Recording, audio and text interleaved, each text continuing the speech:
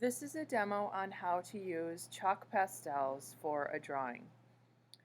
What I've done is on my piece of paper here, I put my pastels in value order from lightest to darkest. I have a kneaded eraser, a regular vinyl eraser, and a X-Acto knife.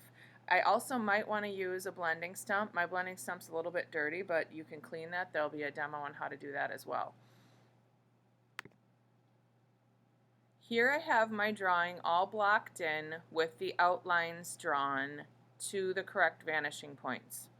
What I'm going to do first is I'm going to take a look at my example that I have taken a picture of the hallway, and I'm going to kind of analyze where the lights and darks are in that hallway. What I also would suggest doing is starting from the middle of the drawing and working your way out towards the edges, because it'll actually be a little bit easier for you and it'll be cleaner. You won't get as much on your clothing or your arms or the side of your hand if you do that. Technically, I'm going to start just with this little bit of light. I can see that there's light coming in from the side of the hallway that's back here on the side. And I'm actually using the entire side of the pastel. I can also take my finger and rub to make it very, very smooth.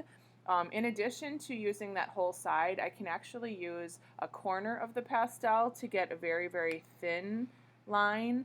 I can use the side that I compare to an eraser to get a thicker type line. And of course I can use the entire side of the pastel in order to cover a large area rather quickly.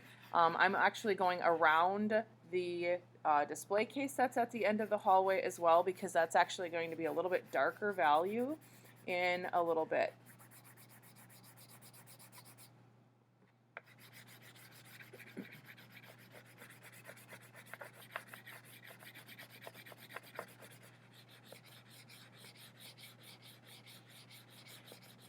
As I'm working on my drawing, you can tell that I'm not freaking out if I go over the lines a little bit. Right now I'm just kind of blocking in this white on this entire back wall because I want the light to show up over there. And technically, this right side is going to be a little bit darker, but I have to actually fill it with the entire white first. And then what I'm going to do is I'm going to take my next lightest color, which is this like pinkish purple, and I'm going to add that to the wall as well. And what I would suggest is that you don't, if you look, I kind of went from thin to thick over here. Part of the reason that I did that is I actually have to think about how the value is shifting from light to dark across that page. So I'm going to add a little bit of this pinkish, it's actually more pink than purple, on this entire wall. And then what I'm going to do is I'm going to even add purple into it because I tend to like those colors. So I'm going to put this medium tone down now, and then what I'm going to do is I'm going to take my purple and I'm going to put purple against this area, and what it's going to do is it's going to allow me to have the lockers show up in front of the lockers are going to show up in front of that wall in the background, partly because of the color that I'm using. So I'm going to go in here, I'm going to mix these colors together. You can leave it textured like this. You could also smooth it together. In order to get really crisp edges, you probably are going to have to smooth to an extent. And then you'll notice I can actually blow the dust away and I can actually see a little bit more of what's going on. Now if I look at this wall right here is actually darker than the floor that's next to it. So I'm going to go in here and I'm going to put even more of this purple in here.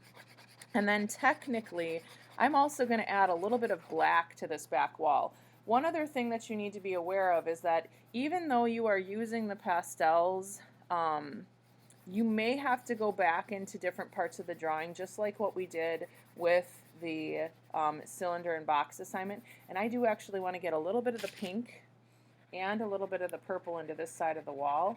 And again, I'm not trying to use, like, I'm not trying to draw a tiny line, so I'm going to make sure that I get in here and that I actually like blend these colors together a little bit more. And I want a little bit of purple in there. What I'm doing too, if you actually look at my fingers, as you can see there's different colors on different fingers. I need to be careful of that as I'm going into different areas, because you can actually see if I press too hard, I'm leaving fingerprints in different areas. So again, I'm going to add a little bit of this purple into these areas, and I'm just going to use my fingers to actually rub that together, and eventually I do have to blow the chalk away. And again, like I mentioned earlier, I'm going to put a little bit of black into this area on the side, because technically it's going to create even more contrast up against these lockers once I start putting the other values in there. So I'm going to go in here, I'm going to add this black. It's actually mixing with the purple and turning a tiny bit gray. And I want to make sure again that I have a more like natural or varied thickness. So it's really thin here and it's gradually getting thicker, and then on the top I'm thinning it out again so that it doesn't look like I took a marker and I make just one area all the same thickness, because that would not be how the picture looks naturally. So as I get that in there, the next thing that I'm going to do is I'm actually going to take a break and I'm going to wash my hands really quickly, so that when I start working on the floor and the walls, I'm not getting all of these colors that I had here onto the walls.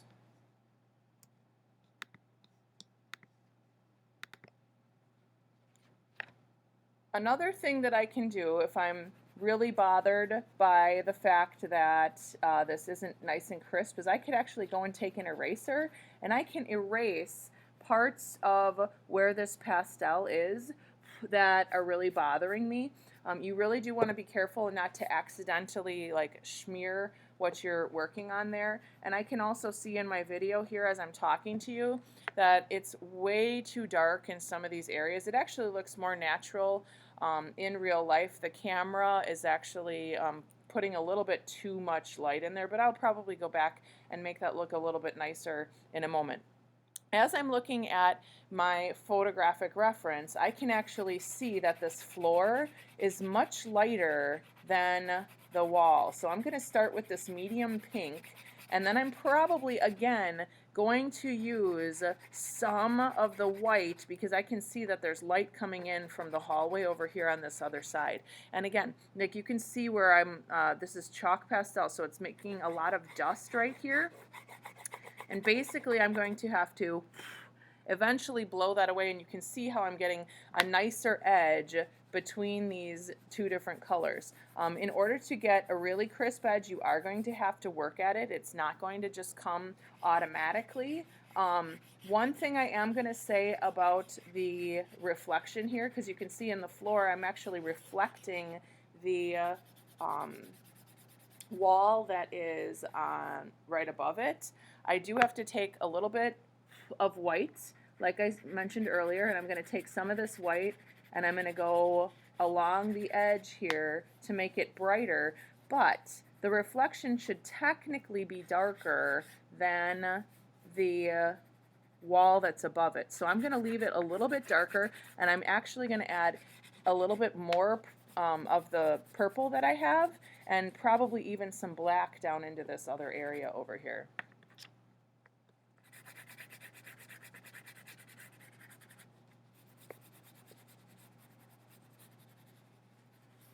So you can see it's actually a little bit messy down here, but eventually I'm going to go back, and I might even be able to take a piece of paper and I can put it up next to or cover an area where I don't want something to get messed up, and I'm actually going to cover the top, and I'm going to go back in here and I'm going to erase into where the display board or that bulletin board is being reflected into the floor. and I can make this a little bit cleaner and nicer. If I want to make a really nice edge, I'm going to have to go back in here and actually use a little bit more of the black. And part of the reason, again, I'm using a little bit more black in the floor is technically, again, that reflection into the floor is darker than the object itself in real life because it's reflecting into another color, and so you're going to see something that's a little bit darker. So I'm going to be really gentle with the pressure that I'm using with my finger, and I'm actually going in here and I'm making that a little bit darker. And then I'm going to blow away stuff that I don't want. If I see that I have a problem seeing the dark from the light, I might want to go back in here and I might want to find with my purple, I'm going to go back in here and try to make that part a little bit lighter. And I'm using more of the area of the pastel that is like an eraser. And there you can see, I can actually now see the difference between this and that. I do have to go back and clean this area up. You can see that it's basically unfocused. Like if you took your glasses off and it would be unfocused. We want to make the drawing really look focused, so the edges between one object and another are going to have to be really, really crisp. Another thing that I can do is I'm going to come back and I'm actually going to try to take the corner of this, and I'm going to have to go kind of slow in order to fix that area where I had a little bit of an issue. I can also try to take a blending stump, and the blending stump will actually probably help me. Oops, and I went a little bit too dark because I had a little bit of dark on the finger that I tried to use to blend that. So I'm going to have to go back in here and I'm going to have to add a little bit more pink, and I might even have to add a little bit of white back on top in order to make that wall look a little bit brighter than what it was before. So hopefully you can tell, like oops, I did it again. Oops, I did it again. So technically, I'm going to go in here and I'm going to use another finger rub, make this part lighter. And you can see sometimes I'm having a difficult time here getting that edge really nice. One other thing that I would suggest is you can see I've got some pastel pencils here that are similar colors as to what I was using. And if you actually go in with the pastel pencils, you'll be able to get those edges that we had talked about in order to refine different parts of your drawing. They are harder than the regular pastels though, so you're going to have to be very careful to not lose the blending that you have, and you have to just like be gentle with how much pressure you're putting on different things. But there you can see I'm actually starting to get a nicer edge, and I can tell here again it's like not quite looking focused enough. So I'm going to take my pastel pencil and go in here on the reflection part, or the floor value, and I'm going to put a little bit more in there, and that actually helped quite a bit. Then I'm going to go back in with my white, and I'm going to take a little bit of white in here on the floor in order to make that reflection more the value that I want it.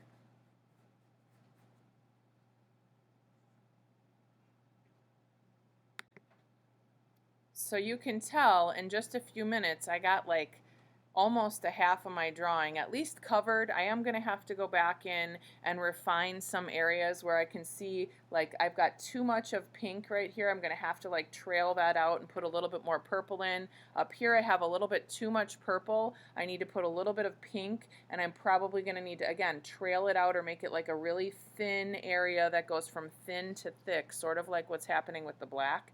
And actually the black area in here, I could use a little bit more black into this area over here.